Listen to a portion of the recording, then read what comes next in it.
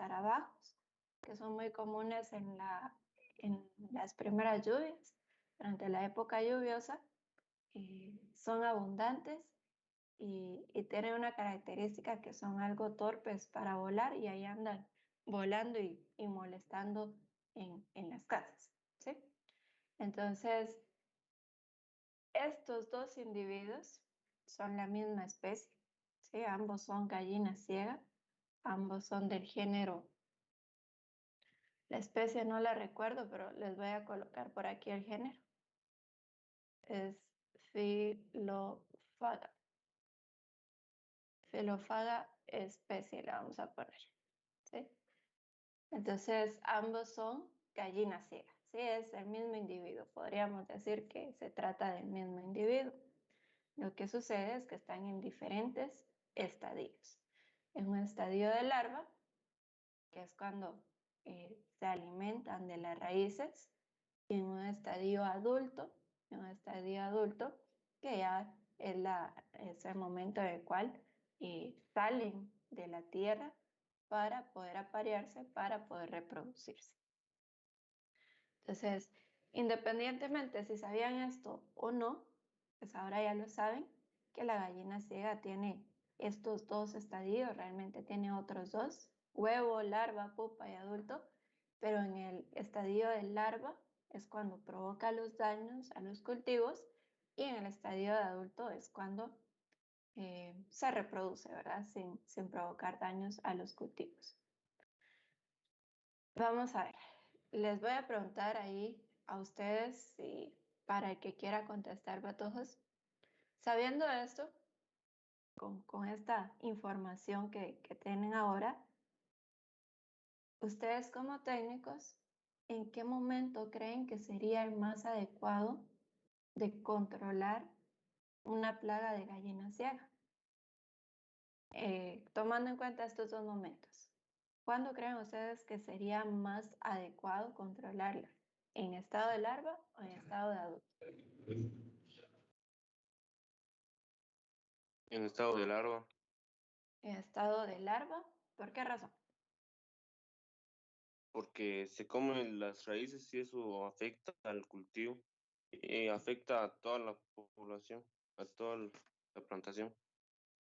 Entonces, Esdras nos indica que él controlaría en estado de larva porque es el momento en el cual está provocando daño, entonces ahí es donde debemos controlarla. Muy bien, gracias Esdras.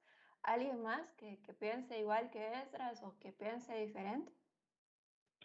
Yo siento que en estado de adulto, Oscar nos indica en estado adulto. ¿Por qué, Oscar?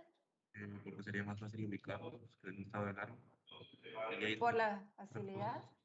Ajá. Porque cuando está en larva, pues está enterrados, no los vemos, pero en estado adulto sí los podemos ver, es más fácil ubicarlos y ahí los podríamos controlar. Entonces, ¿qué piensan de esos patos? ¿Hay alguien más que apoye ahí a Oscar o a Esdras? Yo creo que en estado de larva sería mejor porque cuando están en estado de larva están comiendo demasiado para llegar a adulto. Entonces van a alimentar mucho de las raíces. Entonces, en estado de larva, porque ahí es cuando provocan el mayor daño, ¿correcto? ¿Alguien más, patos? Yo digo en estado de adulto, En estado adulto, ¿por qué, Anthony? porque me recuerdo que en biología nos enseñaron que como que se trataba para que no tuvieran, no se reproducieran. Correcto, porque al controlarlos en estado adulto, pues vamos a impedir la reproducción y vamos a impedir la generación de nuevos individuos, una nueva generación, ¿verdad? Ya no nos va a afectar en el futuro. Entonces, realmente todos tienen razón, pero todos, si lo vemos desde el punto de vista así muy lógico y urgente, pues en estado de larva nos están afectando y no vamos a esperar a que terminen su proceso para poder controlarlos, ¿verdad? Si nos está afectando un cultivo, no vamos a esperar que las larvas de gallina ciega terminen todo su proceso para empezar a controlarlas. Si mal no recuerdo, el estado de larva dura un montón de días, todos, creo que 90 días. Entonces, imagínense un montón de larvas comiéndose las raíces, sería una pérdida muy grande. Pero por otro lado, quienes dijeron que se controla mejor en estado adulto también tienen razón, porque es más fácil, es mucho más barato localizar a todos los adultos, controlarlos, y ya sabemos que en el próximo ciclo productivo ya no vamos a tener ningún problema. Controlar larvas de gallina ciega es bien difícil. Para ello, principalmente existen tratamientos preventivos, es decir, antes de la siembra. Para ello se hace la preparación del suelo, ¿sí? Un movimiento ahí o mecanización del suelo para sacar todas las larvas, y posteriormente, cuando las larvas quedan expuestas a la luz, allí ya un montón de aves que se las comen. Entonces, los tratamientos para controlar larvas son principalmente preventivos. Si ya estamos en medio de cultivo y encontramos larvas de gallina ciega, eso podría ser muy difícil. Entonces, ¿por qué les decimos esto? Porque aquí en ecología vamos a aprender de una forma numérica cómo decidir en qué momento es mejor controlar una plaga. Pero ya con números, ya con datos, ustedes pueden decidir el mejor momento es en larva, el mejor momento es cuando son adultos, o el mejor momento cuando son huevos o cuando son pupas. Entonces, el mismo individuo, vean, es la misma especie, va a poseer medios ambientes distintos de acuerdo a la edad en la que se encuentra. Y esos medios ambientes distintos para el mismo individuo definitivamente van a influir en las relaciones que este ser vivo establezca con otros organismos y con su ambiente. Hablando también un poco, seguimos ahí con los insectos. Este otro insecto que vemos aquí son las famosas mariquitas o catarinas, les dicen también. Estos son insectos benéficos en la etapa adulta, así como se ve en la imagen. Ahí directamente está consumiendo otro insecto, que son los denominados pulgones. Los pulgones son insectos sumamente pequeños, son bien pequeñitos, que tienen un aparato bucal que les permite como que inyectar su aparato bucal al vegetal y succionar toda la savia. Entonces, ¿qué hacen las mariquitas? Se comen los pulgones, ¿sí? Literalmente se los comen, y cuando son adultos ese es su principal alimento. Entonces podríamos pensar que las mariquitas pues, nos pueden ayudar en las producciones al control de pulgones, que son muy comunes, que pueden ser problemas bastante comunes en cualquier producción. Pero ¿qué sucede? En cualquier producción, ya sea agrícola o forestal, tendemos a utilizar productos para controlar las poblaciones de insectos. Son los denominados insecticidas, que pueden ser insecticidas químicos, insecticidas orgánicos, pero al final de cuentas son productos destinados al control de la población de insectos. Estos insecticidas no están diseñados para identificar un insecto benéfico de un insecto que provoca daños. Entonces, cuando aplicamos insecticidas, vamos a eliminar plagas, ¿sí? O mejor dicho, vamos a controlar plagas, sí, pero también vamos a controlar e inclusive eliminar a las mariquitas. Y al eliminar a estas mariquitas, pues también eliminamos sus beneficios. Entonces, ¿qué es lo que quiero que ustedes vayan viendo aquí? La diversidad de insectos, la diversidad de los estadios o edades de estos insectos, y sobre todo, cómo estos insectos interactúan con el humano, ¿sí? Ahí ya se está estableciendo una relación entre un ser vivo, que es el insecto, y otro ser vivo, que es el humano. Entonces, por ejemplo, como parte de su vida, como parte de sus necesidades fisiológicas, se tiene que alimentar y se va a alimentar de los cultivos establecidos por el humano. ¿Es un insecto dañino? Sí, pero no es porque nos quiera hacer daño, sino que simplemente la relación que se establece entre la gallina ciega y el humano es de ese tipo. Mientras que este insecto también, como parte de su ciclo biológico, se alimenta de otro insecto que es dañino para el humano. Entonces, ¿será que es nuestra amiga esta mariquita? Realmente no, pero la relación que se establece entre humano y mariquita, pues va a ser una relación de beneficio. Y por último, vemos esto. A ver, de acuerdo con lo que ustedes saben, ¿saben qué está pasando en esa raíz? ¿Saben qué es lo que está pasando allí? Es una simbiosis entre un rizodio, un género, un hongo, con una planta. Es una simbiosis, muy bien. La palabra simbiosis lo que quiere decir es una asociación, ¿verdad? Una relación entre un hongo y la raíz de una planta. Esto que vemos acá, podríamos decir que son esas colonias de bacterias, ¿verdad? Los nódulos nitrificantes que se forman en las raíces, donde los hongos proveen de minerales a la raíz de la planta y el vegetal le devuelve azúcares a los hongos. Si vemos esto, entonces muy bien podríamos pensar eso, que hay una simbiosis entre el hongo y la planta, pero también en el suelo existen unos organismos pequeños llamados, no puedo escribir acá, lo voy a poner por acá, llamados nematodos. Y los nematodos son gusanos planos, o simplemente vamos a decir gusanos. Son gusanos que habitan, algunos géneros habitan en el suelo y se alimentan de las raíces. También los nematodos tienen un aparato bucal llamado estilete. Este estilete es como una aguja que literalmente la inyectan en las raíces y se alimentan de todas las áreas.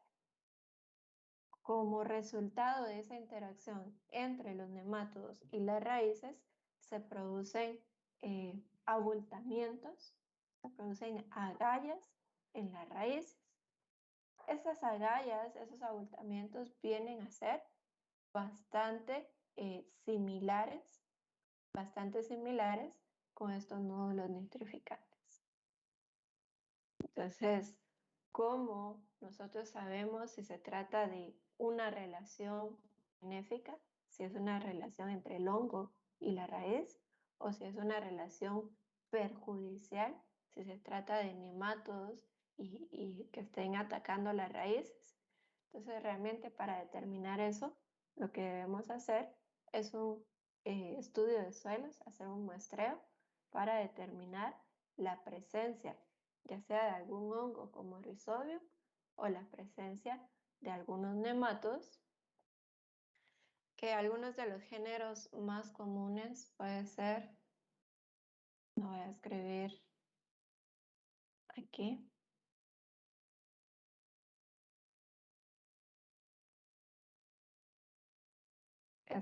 este género, Melodoigini, ¿sí?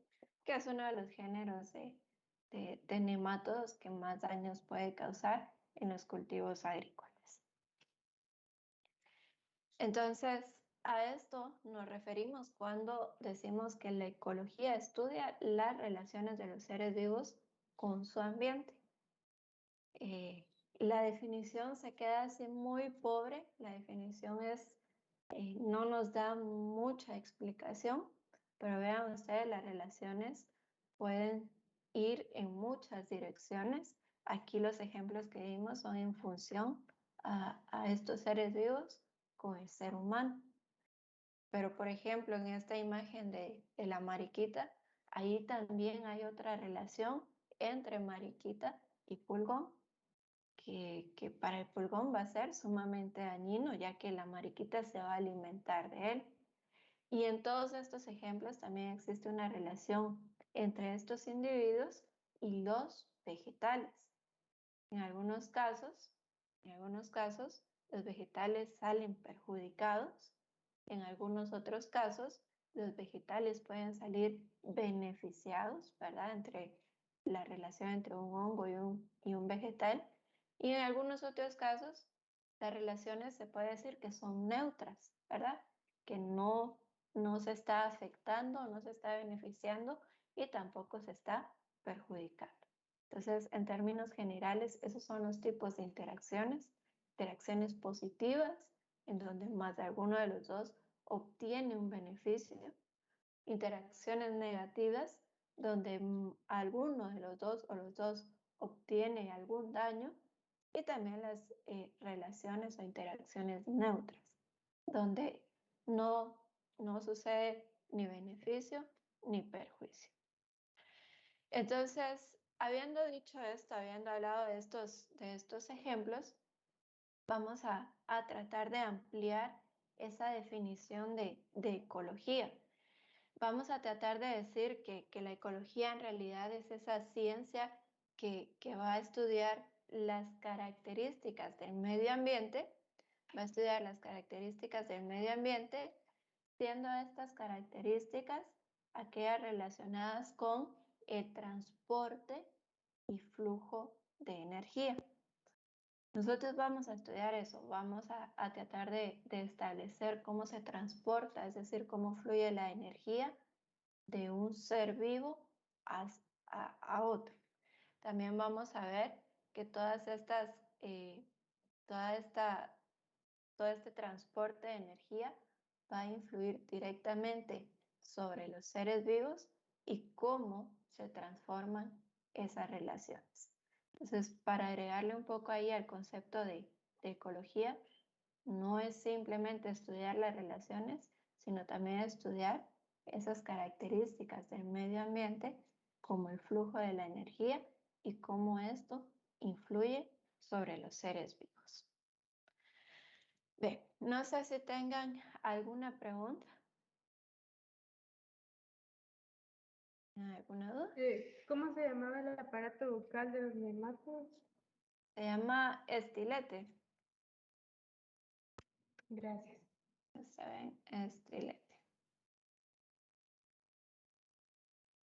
Bien, entonces aquí era únicamente para poder ver de forma gráfica el concepto de ecología y qué es realmente lo que vamos a estar estudiando.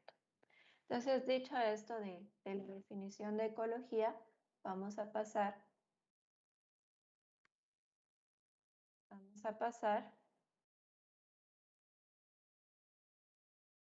a esta parte que es un poco de historia, pero no necesariamente vamos a hablar de toda la historia aquí.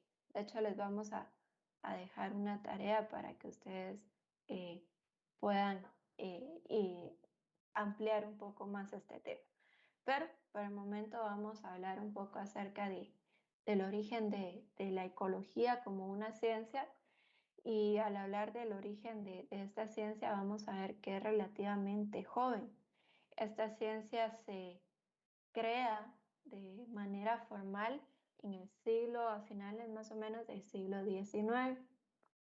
Obviamente ya desde tiempos anteriores ya se hacían ciertos estudios de la relación de los seres vivos con el ambiente.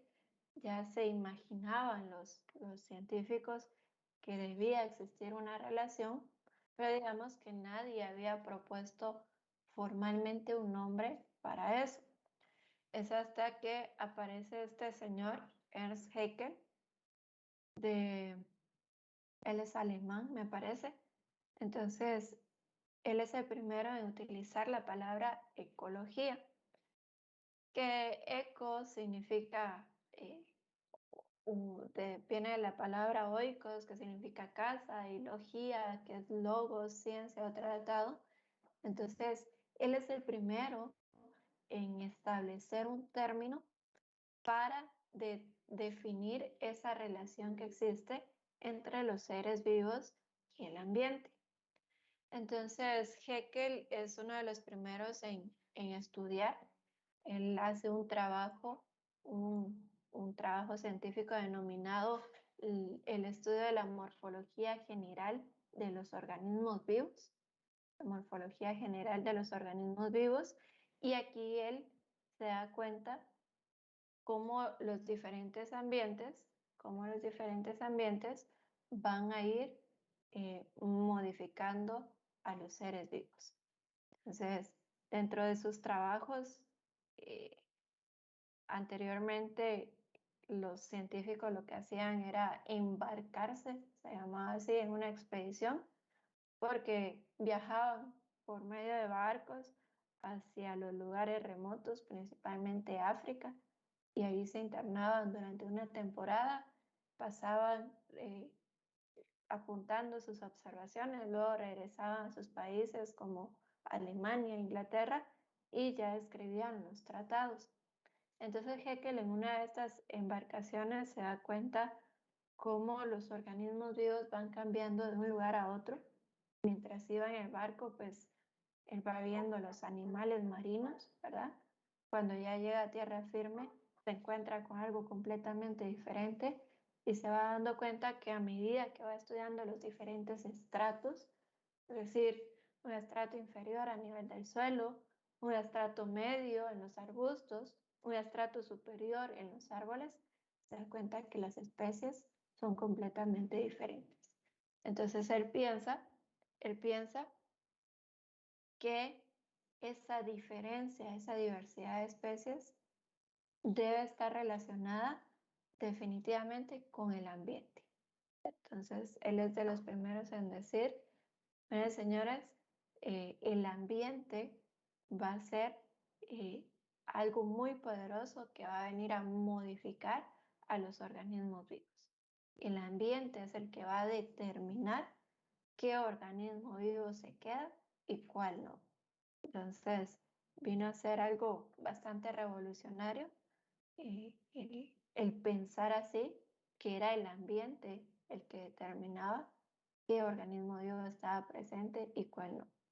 Entonces, durante esa época, pues había muchas ideas de pensamiento y muchos estaban casados con la idea de que los seres vivos estaban en un lugar por obra y gracia de algo superior, de algo divino, y que Haeckel haya propuesto esto de que era el ambiente, pues ya era algo completamente diferente.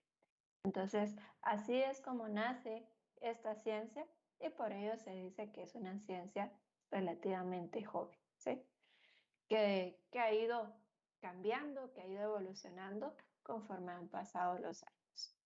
Entonces, sabiendo más o menos cómo fue que se originó, veamos cuál es la importancia entonces de estudiar la ecología. Vamos a ver a grandes rasgos dos motivos, dos razones de importancia para estudiar la ecología. El primer motivo es lo que hablábamos cuando estábamos viendo el programa, es que hay problemas ambientales actuales, ¿sí? Hay un montón de problemas que necesitan ser resueltos y la ciencia llamada a resolver esos problemas ambientales es la ecología. Entonces, esta ciencia es la encargada de resolver, pero desde el punto de vista científico, todos los problemas ambientales. Aquí aparece este concepto de crisis ambiental. Una crisis ambiental se refiere al conjunto de acciones que disminuyen, deterioran o degradan, el ambiente natural. Eso es una crisis ambiental. Todas esas acciones o condiciones que disminuyen, degradan o deterioran el ambiente natural. ¿Cuál es el resultado de las crisis ambientales? Los resultados pueden ser desde la extinción de las especies, el rompimiento de los ciclos naturales y la contaminación. Entonces vean todos esos problemas que les acabo de mencionar: extinción de especies, rompimiento de ciclos naturales, contaminación, son problemas reales con los cuales vivimos, y la ciencia llamada a poder dar soluciones científicas ante esos problemas es la ecología. Y aquí nos vamos a detener un momento y les voy a colocar estas palabras. Tenemos por un lado la ecología y por otro lado tenemos esta palabra. Les pregunto, ¿creen ustedes que sea lo mismo? ¿Que se trate de lo mismo? ¿Ecología y ecologismo? ¿Será que una se deriva de la otra? ¿Qué piensan ustedes? ¿Será lo mismo? ¿Serán diferentes? Ecologismo depende de ecología, se fomenta cuidar el ambiente, pues, sí. Ecologismo, cuidar el ambiente. Ajá. ¿Alguien más? ¿Creen ustedes que es lo mismo que aquel que estudia la ecología es un ecologista? No, ¿No? no. Ecología es la ciencia que estudia la relación, etcétera, etcétera. Ecologismo es aquella persona que tiene la iniciativa de cumplir con las leyes de la ecología, más no estudia la ecología. Más no estudia la ecología. Se los voy a preguntar así. ¿Ustedes en este momento, al recibir un curso de ecología, creen ustedes que van a salir siendo ecologistas? ¿O ya son ecologistas? ¿Qué piensan ustedes? Yo siento que sí podemos hacer eso. ¿Que sí pueden ser ecologistas? Sí, porque Sí, para ser un ecologista tenemos que saber de ecología. muy bien. Entonces, no sé si hay alguien más ahí que quiera participar, patojos. Entonces, si nos vamos ahí a las definiciones propias de las palabras, creo que ahí Nehemías nos daba las definiciones. Ecología es la ciencia, como ya lo vimos, la ciencia que se encarga del estudio de la relación de los seres vivos con su ambiente. Pero si nos vamos a ver qué es ecologismo, el ecologismo es más como un movimiento social, ¿sí?, que nace de la conciencia de ver que el ambiente se está deteriorando y querer tomar acciones para revertir esa situación. Entonces, el ecologismo es por otro lado, un movimiento social, ¿sí? ¿Podemos ser ecologistas? Bien, podemos ser ecologistas, como bien lo decía ahí Rodolfo, solo que podemos ser ecologistas ya sea que estudiamos la ecología o no la estudiamos. Así de fácil. Entonces, el ecologismo, al ser un movimiento social, muchas veces carece de sustento científico, ¿sí? El ecologismo es solo ¿cómo podríamos decirlo? Como un sentimiento, ¿sí? De que vemos que nuestro ambiente se está deteriorando, entonces queremos aportar en la mejora de ese ambiente. Entonces, no confundamos la ecología con el ecologismo. La ecología es el estudio científico y el ecologismo es ese movimiento social que responde a un llamado de la conciencia. Esa es la diferencia, pero si ahora nos ponemos a hablar que la ecología también es la ciencia que se encarga de resolver los problemas ambientales, ¿y qué es lo que busca el ecologismo? Lo mismo, ¿verdad? ¿Qué es lo que busca el ecologismo? Resolver problemas ambientales. Entonces, ¿dónde radica la diferencia? La diferencia radica acá. ¿Ve? Ustedes van a ver a un estudioso de la ecología proponiendo soluciones científicas, mientras que un ecologista va a proponer soluciones un poco más desde el hígado, un poco más desde el corazón, ¿sí? Que muchas veces no pueden ser posibles. Dentro de la rama del ecologismo hay ramas muy drásticas para todos. Hay gente así demasiado severa que lo que buscan es evitar, por ejemplo, ya no talemos los bosques, ya no aprovechemos los recursos para poder recuperar el ambiente como era antes. Pero si no aprovechamos los recursos, entonces, ¿de qué vamos a vivir? ¿Verdad? ¿Cómo nos vamos a alimentar? Por ello les digo, muchas veces los ecologistas proponen soluciones que no pueden ser viables. En cambio, la ecología propone soluciones científicas que pueden ser sostenibles, que pueden ser amigables con el ambiente, que pueden ser aceptadas por la sociedad, ¿sí? Entonces, siguiendo con esto de la importancia de la ecología, siempre hablando de la crisis ambiental, yo les decía, ¿qué es crisis ambiental? Son aquellas condiciones que disminuyen, deterioran o degradan los medios ambientes, dando como resultado la extinción de especies, la contaminación y el rompimiento de los ciclos naturales. ¿Sí? Esos serían como los resultados más visibles de una crisis ambiental. Les pregunto, ¿creen ustedes que en Guatemala en la actualidad estamos viviendo una crisis ambiental? ¿Qué piensan? Sí. Sí, definitivamente. Hay extinción de especies. Esto lo vamos a hablar, pero sí, les digo desde ya, en Guatemala hay una pérdida bastante importante de la biodiversidad. Normalmente cuando hablamos de extinción de especies solemos pensar en animales, pero también ahí abarca la flora, ¿verdad? Flora y fauna que sí se están perdiendo.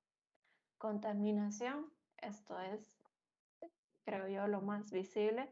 Es bien común observar ríos, fuentes de agua completamente contaminados, que sirven de desagüe, que sirven de un vertedero final.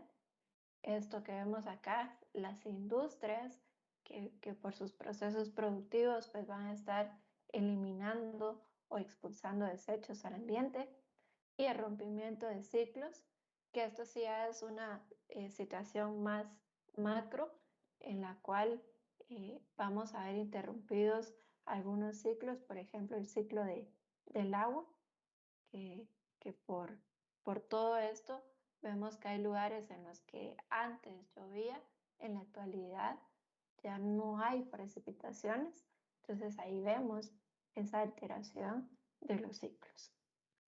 Para tener un ejemplo más tangible de esto, por ejemplo, aquí tenemos esta especie de lago de Amatitlán.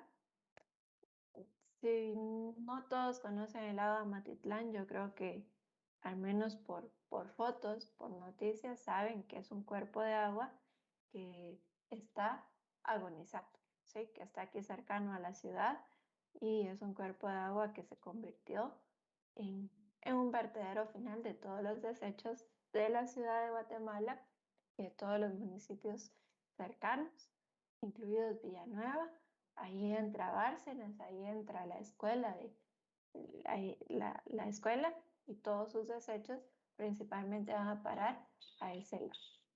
Entonces había una especie de un pato o zambullidor, que realmente eso es, que habitaba únicamente en esas partes del lago, pero toda la contaminación, todos los desechos de estas poblaciones iban a parar a ese lago y se terminó por extinguir esta especie. Ya no existe más. Se hablaba de que era una especie endémica.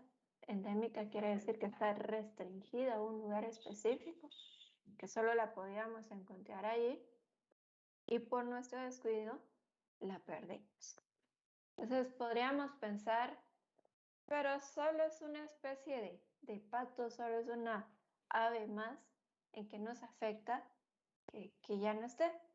Y si se ponen a pensar un par de segundos en eso, ¿en qué les afecta a ustedes no haber conocido esa especie? Yo creo que realmente como individuos, como personas, no nos afecta en nada. Van a haber más patos ahí de patio, que esos sí nos los podemos comer, los podemos preparar, y esos sí, si llegasen a desaparecer, quizá ahí sí nos afectaría más. Pero si lo vemos desde el punto de vista del ecosistema, del medio ambiente como tal, esto es una gran pérdida, ¿sí? Imaginemos todas las relaciones que giraban en torno a esta especie, con qué otros seres vivos se relacionaba, y si lo quitamos, ¿qué pasa con todas esas relaciones? Por ejemplo, si este era un pato que se alimentaba de algas, por ejemplo, entonces, ¿qué pasa? Al no existir, pues las algas van a proliferar. ¿Y qué pasa si se deja el crecimiento excesivo de algas en un cuerpo de agua? Ese cuerpo de agua termina por acabarse, ¿verdad? Ya no va a existir más ese cuerpo de agua. ¿Y qué está pasando ahora en el lago de Amatitlán? Precisamente eso. El lago de Amatitlán está en camino a convertirse en, en en un pantano, le dicen, pero realmente está camino a convertirse en un medio terrestre, ¿sí? Cada vez el volumen de agua en esa región es menor, está siendo invadido completamente por organismos como las algas, y en el proceso natural puede generarse organismos más grandes como algunas plantas acuáticas. Estas van ganando terreno, terminan por asfixiar el lago, que finalmente ya no existe un cuerpo de agua. Yo siempre les comento cuando hablamos de esto, que no sería raro que ustedes o los hijos de ustedes en algunos años puedan comprar una casa en Residenciales Lago de Amatitlán, porque ya no va a haber un lago allí, sino que va a ser un medio terrestre, que va a quedar toda esa planicie ahí, que no sería raro que se aproveche como un lugar para poder construir. Díganos, Anders. Quería una pregunta, ¿y qué se puede hacer para evitar que el lago Amatitlán se convierta en terreno ya? Es una pregunta interesante y podríamos pasar hablando aquí horas y horas de eso. La respuesta corta, ¿qué podemos hacer? Y realmente no sé si todavía está en un camino reversible o ya llegamos al punto de no retorno, pero lo que se podría hacer es dejar de contaminar. ¿Cómo dejamos de contaminar? Todas las industrias, pero todas las industrias que existen en el sur de la ciudad, entiéndase maquilas, entiéndase producción de aves, producción animal en general. Toda la industria tira sus desechos al lago de Amatitlán, no directamente, pero hay afluentes como el río Villalobos, por ejemplo, que arrastra todos esos desechos hacia el lago. Podríamos pensar que esa es una de las contaminaciones más grandes, pero también está la presión de la población. Todas las poblaciones del sur de la ciudad, los municipios de Villanueva, San Miguel Petapa, Amatitlán, sacan su basura. Podemos pagar un servicio de extracción de basura, pero al final de cuentas no hay un manejo de desechos y todo eso termina en el lago de Amatitlán. Entonces, la solución real sería cortar ese flujo de desechos que entra al lago de Amatitlán, pero eso es una tarea enorme, ¿sí? Desde las industrias hasta todas las casas y dejar de contaminar. Existe otro problema, que en el lago hicieron un relleno, entonces ahí ya no se oxigena bien, pero esa es la solución, que ya no entre más contaminación. ¿Qué han tratado de hacer? Y entonces aquí viene esta parte del ecologismo, ¿verdad, patojos? Han tratado de dar soluciones, pero no científicas. Hubo en una administración del gobierno central, ya no recuerdo bien en qué año, que gastaron un montón de dinero en unos oxigenadores, que eran como ventiladores gigantes, los colocaron en el lago y que con eso se iba a detener la contaminación. Pero eso no sirve. Estaban tratando al lago como una pecera. No sé si ustedes tienen peceras en su casa y en las peceras es necesario tener un oxigenador. Pues lo mismo querían hacer con el lago. Imagínense esa gran masa de agua tratada con unos oxigenadores. Y la última, ¿verdad, patojos? Yo creo que ustedes ya recuerdan eso. En el gobierno de Otto Pérez Molina, con la vicepresidenta, que firmaron un contrato con una empresa ahí algo extraña, que iban a aplicar unos polvos en el agua, ¿verdad? Las sales mágicas, que al final de cuentas ella está en prisión y por un montón de casos, y uno es eso, ¿verdad? Entonces, han habido soluciones ahí que han sido, digamos, pequeñitas. Han habido propuestas que han sido pequeñitas y por eso no se ha solucionado. Pero la solución real es detener ese flujo de desechos que entra día con día al lago de Amatitlán. Entonces, con esta pregunta sí hay algo que les quiero decir que se me había olvidado, les tenía que decir desde el inicio.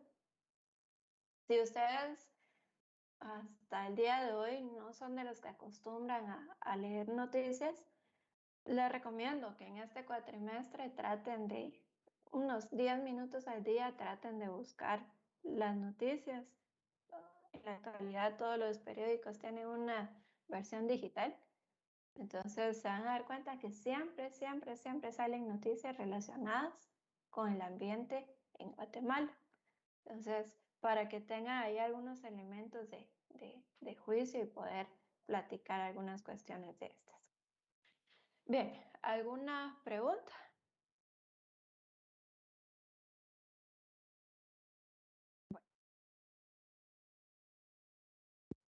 Bueno, estamos hablando de la importancia de la ecología, del estudio de la ecología. Por un lado, veíamos ahí que puede ser importante desde el punto de vista de resolver problemas ambientales.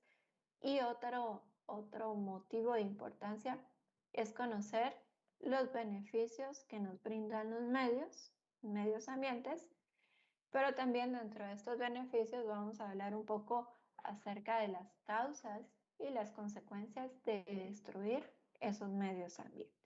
Entonces vamos a empezar con los beneficios. Definitivamente, para producir cualquier cosa, vamos a aprovechar el medio ambiente. Yo creo que lo hemos hablado en otros cursos, lo hemos hablado en módulos también, pero para poder producir vamos a aprovechar los recursos que nos proveen los medios ambientes. Dentro de estos recursos que nos proveen los medios ambientes, vamos a hablar de un recurso fundamental que es el oxígeno, ¿sí? Entonces, para la vida en la Tierra necesitamos oxígeno y esto se va a estar produciendo gracias a un proceso llamado fotosíntesis que se da en los medios ambientes. Entonces, hay muchas veces que todos estos recursos fundamentales, básicos, por ser tan básicos, pues no los tomamos en cuenta.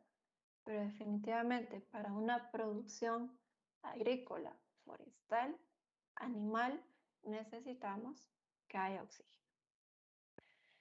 También dentro de los beneficios está la producción de agua. La producción de agua, aquí vemos desde el momento de la captación del agua hasta la retención y por último ese uso del agua. En las últimas unidades nosotros vamos a estar hablando de ciclos biogeoquímicos y en eso vamos a hablar del ciclo del agua. Ahí vamos a estar viendo cómo es que realmente este recurso fluye por todo el ecosistema, ¿verdad? Desde la evaporación hasta la condensación, hasta la precipitación, ¿verdad? Cómo es que funciona este ciclo del agua. Teniendo estos dos beneficios aquí, vamos a hablar de lo siguiente. Por ejemplo, la producción de oxígeno. Estamos acostumbrados a escuchar que los bosques son los pulmones del planeta.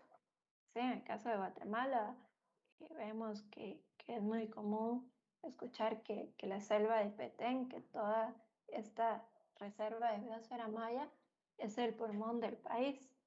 A nivel del continente hablamos o escuchamos hablar de que la reserva del Amazonas es el pulmón del continente e incluso del mundo. Y esto es a medias, ¿cierto? ¿Sí? No les voy a decir que no son importantes los bosques porque eso sería una mentira, ¿sí? Son sumamente importantes, regulan un montón de procesos naturales, pero se ha llegado a determinar que la mayor producción de oxígeno sucede a nivel de los océanos. Son algas, cianobacterias, aquellas encargadas de producir la mayor cantidad de oxígeno. Se habla que es un 70% aproximadamente lo que se produce de oxígeno en los océanos. Esto nos deja un restante 30% que es el oxígeno que se produce a partir de las masas boscosas. Entonces, esto es ya de una vez para que ustedes lo vayan tomando en cuenta, que eso de decir que los bosques son los pulmones del planeta, pues no es tan del todo cierto. La mayor producción de oxígeno se da a nivel de los océanos.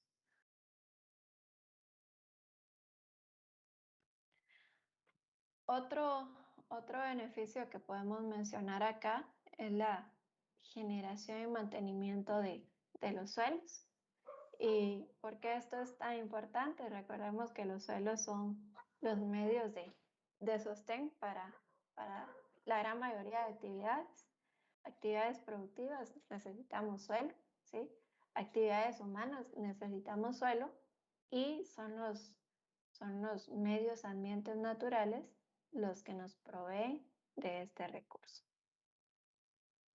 En esta imagen lo que podemos ver es algo bien común en el país, y es que las zonas altas de las montañas se utilizan como áreas productivas, es decir, se deforestan, se utilizan como áreas productivas, y al eliminar la cobertura boscosa en estas zonas altas, entonces suceden problemas como estos.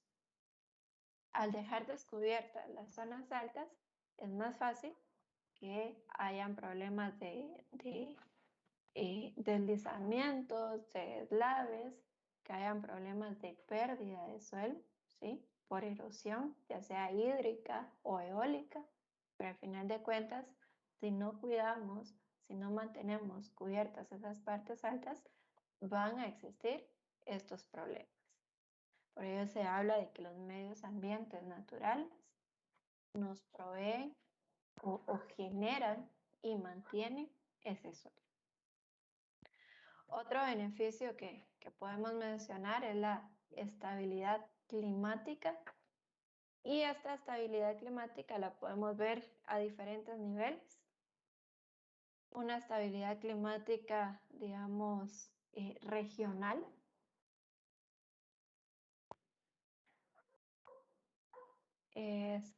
Por ejemplo, muchos de los calendarios de siembras obedecen a las características del clima. Los calendarios de siembras obedecen a la presencia o a la ausencia de lluvias. Y entonces, en algunos años atrás era bien fácil determinar cuándo se tenía que empezar a sembrar y cuándo se iba a obtener la cosecha, porque eran bien marcadas esas épocas lluviosas y época seca. De un tiempo para acá, digamos que ya no ha sido tan recurrente, ya no ha sido tan marcado esa estabilidad en las diferentes épocas del año. Entonces, un medio ambiente natural en ese estado natural, pues va a poseer una estabilidad climática a lo largo de todas las épocas. Pero ¿qué pasa si estos medios ambientes naturales empiezan a degradar, empiezan a alterarse? El clima también se va a ver alterado, el clima también se va a ver modificado. Entonces, en la actualidad es muy común escuchar expresiones como ahora ya ni se sabe cuándo llueve, ahora ya no se sabe cuándo va a dejar de llover, y si no estamos inmersos en un proceso productivo, pues no nos importa tanto, pero si nos ponemos a pensar en aquellos productores de hortalizas, de maíz, por ejemplo, lo complicado que puede volverse el hecho de no tener una estabilidad climática. Otro de los beneficios que podemos obtener son los nutrientes. Esto está muy relacionado con la generación y mantenimiento del suelo. Aquí en los nutrientes, nuevamente les menciono, vamos a ver cómo es que hay un reciclaje, por decirlo así, cómo es que hay un transporte de estos nutrientes, cómo es que van a ir circulando de un ser vivo a otro, cómo es que van circulando por el ambiente, y a toda esta circulación de los nutrientes nosotros lo vamos a estudiar en los ciclos biogeoquímicos. Cómo es que se van transformando los nutrientes al pasar por los organismos vivos, cómo es que se van transformando estos nutrientes cuando estos organismos vivos se convierten en materia orgánica. Entonces, los medios ambientes naturales también nos proveen de esos nutrientes necesarios para todas las formas de vida, pero principalmente para aquellos que están en el primer nivel, para aquellos organismos autótrofos. De los beneficios, lo que hablábamos ahí de la producción de oxígeno, que también esta producción de oxígeno en determinado momento puede disminuir si los medios ambientes están descuidados, o bien esta producción de oxígeno puede aumentarse dependiendo del grado de cuidado que tengan los medios ambientes naturales. Entonces, aquí recordemos lo que les decía anteriormente, esa producción de oxígeno se da en mayor cantidad en los océanos, y con las alteraciones climáticas que existen, los océanos son uno de los ambientes que más fácilmente se altera, que más fácilmente se modifica. Entonces, si descuidamos esos océanos, recuerden que ahí va implícita la producción de oxígeno. Y uno de los beneficios es la riqueza de la biodiversidad. La palabra riqueza en este contexto de ecología lo que quiere decir es el número de especies que están en un área determinada, ¿sí? riqueza quiere decir la cantidad o el número de especies que se encuentran en una determinada área. Entonces, esta riqueza en la biodiversidad puede tener un potencial medicinal, por ejemplo, puede tener un potencial alimenticio, ¿vea? Puede tener un potencial industrial también. Entonces, todos los productos que consumimos, o la gran mayoría de productos que consumimos, provienen del aprovechamiento de los recursos naturales, provienen del aprovechamiento de esta biodiversidad. Entonces, podemos aprovechar esta riqueza, podemos aprovechar y darle los diferentes usos para poder explotar ya sea ese potencial medicinal, genético también, ese potencial genético, o bien potencial industrial o agrícola. ¿Alguna pregunta? ¿Alguna duda para todos? Bueno, entonces aquí terminamos, digamos, este listado de algunos de los beneficios que podemos obtener, y lo que sigue ya son hablar de las causas, pero por el tiempo nos vamos a ir quedando por acá. Entonces, ¿alguna pregunta? Bueno, patos, entonces si no tienen dudas, por aquí nos quedamos. Pasen un feliz día y nos vemos en la próxima. Feliz día, se cuidan.